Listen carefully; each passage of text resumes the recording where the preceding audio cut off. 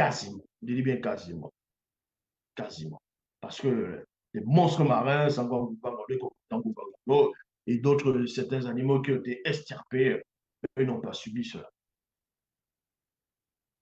Donc, l'une de ces femmes de main l'a mis sur l'endroit malade pour que le roi guérisse. On va passer dans la phase 3, la vision sur l'un des deux. Parce que Wonja ici, il va parler de deux personnes et ensuite il va se centrer sur une des deux personnes. Et dans les Bibles classiques, ils ont ramené le christocentrisme pour faire croire qu'on parlait de Yoshua, qu'on parlait de Jésus. Déjà, Jésus qui ne veut rien dire du tout. Qu'on parlait de lui. Et donc, du coup, plein de gens, des milliards de personnes, vont aller prier, pleurer, faire des fêtes, tout ça là. Ça ne sert à rien. Vos religions ne servent à rien. Ça a été inventé. Peu importe la croyance. Que tu sois kémite, peu importe. Que tu sois, tu es dans le vaudou, tu es dans le bouddhisme, peu importe ta religion, peu importe ta croyance, tant que tu n'es pas à la source qui est en face, tu es dans le faux. Est-ce que tu comprends?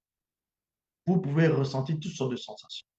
Vous pouvez imaginer que votre Dieu vous parle, que les anges vous savez en vous-même que c'est faux, vous n'avez jamais vu un être surnaturel. Vous le savez en vous-même. Vous essayez juste de vous persuader que vous ressentez des choses, que vous voyez des choses. Vous savez en vous-même que c'est faux. Tu essaies de vouloir te convaincre. Tu as une conscience à l'intérieur qui te dit que ce dont tu dis, c'est faux. Est-ce que tu comprends? La vérité est en face de vous. On va aller dans la phase 3, vision sur l'un des deux. Wonja chapitre, donc Isaïe chapitre 51, versets 3 à 7. Il est dit, vision sur l'un des deux, point virgule, méprisé et abandonné des hommes et des femmes non initiées corrompues, ainsi que des blancs et des sang mêlés métis, hommes de courage. Donc, d'abord là, quand on parle ici vision sur l'un des deux, dans la vision, dans la prophétie qu'il a eue, c'est-à-dire la vision qu'il a eue, donc qu'il a pénétré, va donner une prophétie. Et dans cette prophétie, il va d'abord commencer par l'un des deux, donc vision sur l'un des deux. Et ensuite, avant de parler de l'un des deux directement, il va parler des deux. C'est pour ça qu'il dit ici, mépriser et abandonner des hommes et femmes non initiés corrompus. Donc, les gens qui n'écoutent pas ce que je dis, c'est parce que vous êtes non seulement des non-initiés, mais vous êtes corrompus. Ainsi que des blancs et des sang mêlés métis. Hommes de courage et habitués au combat spirituel semblable à ceux dont on détourne le visage, les hommes et femmes non initiés corrompus les ont dédaignés plutôt, ils n'avaient fait d'eux aucun cas.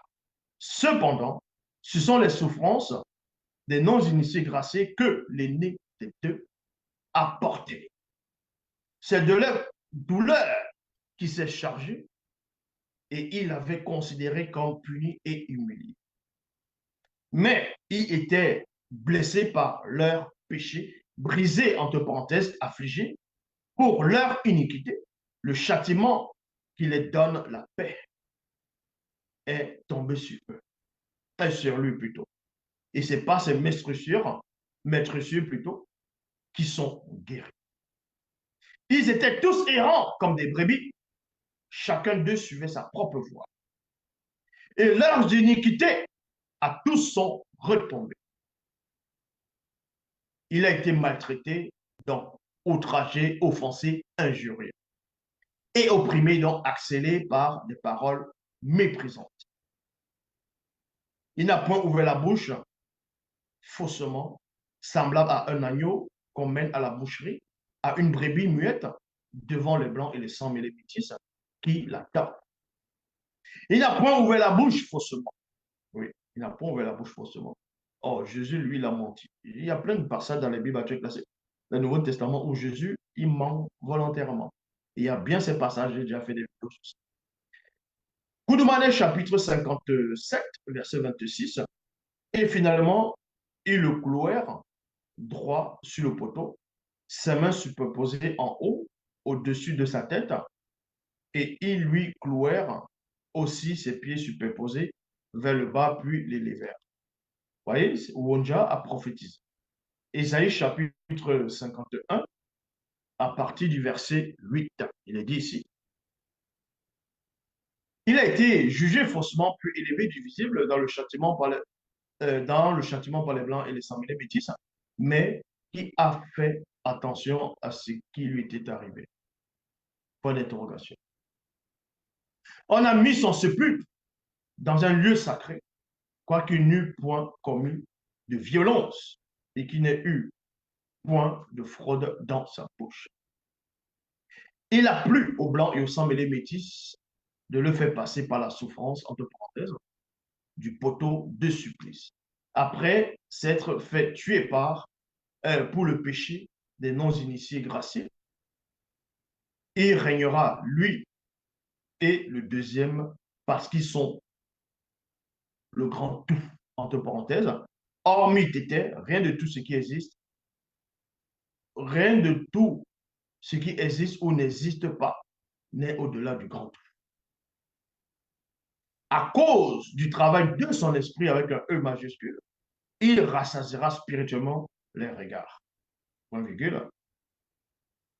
Par leur connaissance, les deux ouins, donc les deux ouins, entre parenthèses, Christ sauveur, juste justifieront beaucoup d'hommes noirs connus et ils ont le pouvoir de pardonner les péchés. L'aîné a été livré à la mort physique parce qu'il a porté les péchés sans lui-même devenir péché et pécheur de beaucoup d'hommes noirs connus et il a intercédé pour les coupables connus. Or, dans les Bibles actuelles classiques, à un moment donné, il y a un passage où on dit que Jésus était sur la croix. Et à un moment, il dit, et là où la Sabachthani. Donc, Élie, Élie.